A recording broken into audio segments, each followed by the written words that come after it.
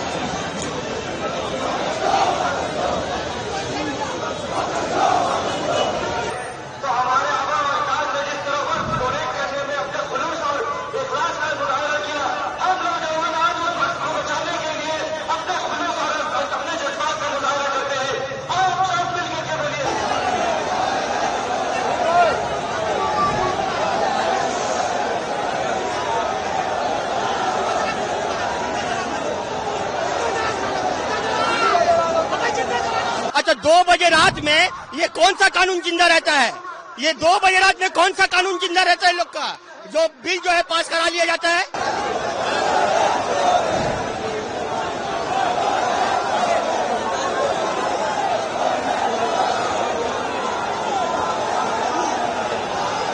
مسلمانوں کے فائدہ کے لیے ہم نے یہ قانون لایا ہے، تو میں نریندر مودی جی سے کہتا ہوں کہ آپ اگلی بار آپ صدن میں ایک نیا قانون لائیے جو مندروں میں، مٹھوں میں، آشرم میں جو دلت، آدی باسی، پچھڑا، اتی پچھڑا جو لوگ ہیں ان کو مندروں میں ان کا ادھیکار دیجیے، ان کو پوجا کرنے کا ادھیکار دیجیے، ان کو بھی اپنا بھاگیدار بنائیے۔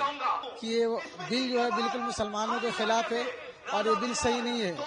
مسلمانوں سے اگر محبت ہوتی مودی جی کو تو مسلمانوں کے ایجوکیشن پہ بات کرتے، ہیلتھ پہ بات کرتے، اس طریقے سے جو چیز ہے اس پہ بات کرتے۔ آپ بار بار مسلمانوں کے خلاف ایسا کیوں کوئی چیز لاتے جس سے مسلمان سمودائے بھڑک جا رہا ہے؟ یہ چیز بالکل غلط ہے۔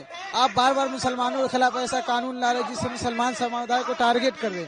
آپ ایجوکیشن پہ بات کیجئے، آپ دیش میں نوجوان بے روزگار اس پر بات کیجئے، بیماری پہ بات کیجئے، لیکن آپ اس پہ نہیں بات کرتے۔ کبھی تل پر طلاق لے کے آتے، کبھی رام مندر لے کے آتے، کبھی آپ اسٹوڈنٹ کو راستے پہ اترنے میں مجبور کرتے۔ آپ دیش کے پردھان منتری، آپ کو تو سب کو لے کے چلنا تھا، لیکن آپ مسلمانوں کے خلاف بار بار قانون بنا رہے ہیں، تو یہ قانون بالکل غلط قانون ہے۔ اور یاد رکھیں مودی جی، ہم وہ لوگ ہیں جو اس سے پہلے بھی ہم نے دیش پہ غلط نظر ڈالنے والوں کا ہم نے مناظرہ کیا ہے، ہم نے اس کے سامنے ڈٹ کے کھڑے ہوئے، اور اس بار بھی پوری طاقت سے ہماری پوری جمعیت، ہمارے پورے بھائی اور ہمارے پورے علماء، ہمارے ہندو بھائی بھی، ہمارے سکھ بھائی بھی، جو بھی اس دیش کا واسی ہے، سب اس بار انشاءاللہ پوری طاقت کے ساتھ اس ظالم حکومت کو جواب دینے کے لیے تیار ہے۔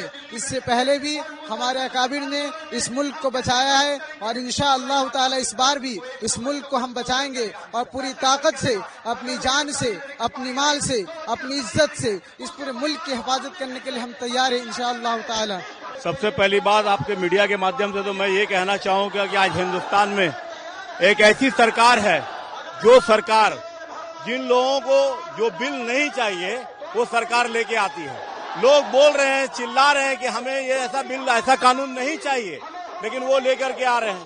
جیسے مثال کے طور پہ کسانوں کے لیے بل لایا گیا، کسانوں کو نہیں چاہیے وہ بل، کسانوں نے پروٹیسٹ کیا، وہ بل کو ان کو واپس لینا پڑا۔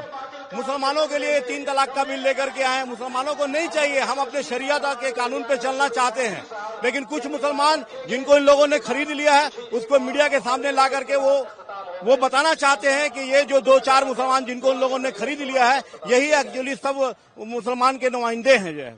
ऐसा नहीं है। आज जो वक्फ बिल इन लोगों ने लाया है, जो लोकसभा में पास किया गया जो है, मैंने कल अमित शाह का भाषण देखा। अमित शाह बोल रहे हैं कि वक्फ जो है कोई गैर मुस्लिम उसमें वक्फ नहीं करेगा। मैं कहना चाहता हूं कि जो गैर मुस्लिम लोग हैं वो क्यों वक्फ करेंगे? वक्फ जो है मुसलमान करते हैं, लेकिन वो बोलते हैं कि ये मुसलमानों का जो वक्फ बोर्ड है उसमें गैर मुस्लिम, क्रिश्चियन कोई भी वहां पे आ सकते हैं। तो मैं कहना चाहता हूं कि किसी भी बोर्ड में जो एक धर्म विशेष का बोर्ड है, उस धर्म विशेष के बोर्ड में दूसरे धर्म के लोग कैसे अपॉइंट किए जा सकते हैं? जैसे कि मठों में क्या मुस्लिम को अपॉइंट किया जा सकता है? उनकी कमेटी में, उनके बोर्ड में क्या मुसलमान को अपॉइंट किया जा सकता? क्या सिखों के गुरुद्वारा की जो कमेटी होती है उसमें क्या मुसलमान या हिंदू को अपॉइंट किया जा सकता? नहीं किया जा सकता। ठीक उसी तरह से हिंदुस्तान में जो वक्फ बोर्ड जो हमारा है, वक्फ बोर्ड में किसी भी तरीके का जो नॉन मुस्लिम है उसको एक्सेप्ट नहीं किया जा सकता। वक्फ बोर्ड क्या है ये जानना चाहिए लोगों को। हम लोगों ने जिन लोग हमारे अब्बा व अजदाद ने अपने कौम और कौम के मिल्लत के भला और फलाह के लिए अपनी जमीनों को, अपनी जायदाद को वक्फ किया ताकि उससे कौम और मिल्लत का भला हो सके। लेकिन आज नरेंद्र मोदी ये सियासी खेल खेल रहे हैं और हिंदू मुस्लिम के बीच में डिवाइड एंड रूल की पॉलिसी को अपना करके वो सत्ता में बने रह जाना चाहते हैं। तो हम लोग अपनी जानों की कुर्बानी देने से भी बाज नहीं आएंगे। जिस तरीके से हमारे उलमाओं ने जब आजादी के लिए ऐलान किया था तो हमारे उलमाओं ने फांसी के फंदों को चूमने से कभी भी परहेज नहीं किया। हमारा इतिहास कुर्बानी से भरा पड़ा हुआ। मुसलमान सबसे पहले कुर्बानी देने के लिए आगे रहेगा। जिस तरीके से पाकिस्तान के खिलाफ वीर अब्दुल हमीद ने टैंक में अपने आप को उड़ा दिया था, ठीक उसी तरीके से हिंदुस्तान को बचाने के लिए, संविधान को बचाने के लिए, अपने देश को तरक्की पे लाने के लिए हम लोग अपनी जानों की कुर्बानी देने के लिए कभी भी बाज नहीं आएंगे। आज जो ये प्रोटेस्ट का जो मामला हुआ है, ये क्यों हुआ है? ये मुसलमानों को जख्म दे दे के आज उसी जख्म में नमक छिड़क दिया। ये बाबरी मस्जिद हम लोग से छीन लिया गया है, ये ट्रिपल तलाक का बिल पास कर लिया। अच्छा, 2 बजे रात में ये कौन सा कानून जिंदा रहता है? ये 2 बजे रात में कौन सा कानून जिंदा रहता है लोग का? जो बिल जो है पास करा लिया जाता है। आदमी को बेवकूफ पा गया ना क्या? आदमी इतना कमजोर है। हम लोग भी चूड़ी पहन के नहीं है। गवर्नमेंट को बता दीजिएगा कि लब्बैक अगर कहेंगे तो मुसलमान एक मुसलमान अपना जान देने के लिए कुर्बान हो जाएगा। ये क्यों इतना करता है? अपना मजबूरी का तहत में हम लोग ये करते हैं। ये कौन सा कानून है? ये कहाँ का कानून है? इतना लंबा चौड़ा भाषण देता है नरसिंहानंद, उसको अरेस्ट नहीं किया जाता है? उसको क्यों नहीं अरेस्ट किया जाता है? ये रसूल अल्लाह के ऊपर में हम लोग को जो है बार बार बयान देता है नरसिंहानंद बहुत बड़ा चोर है, बहुत बड़ा डकैत है।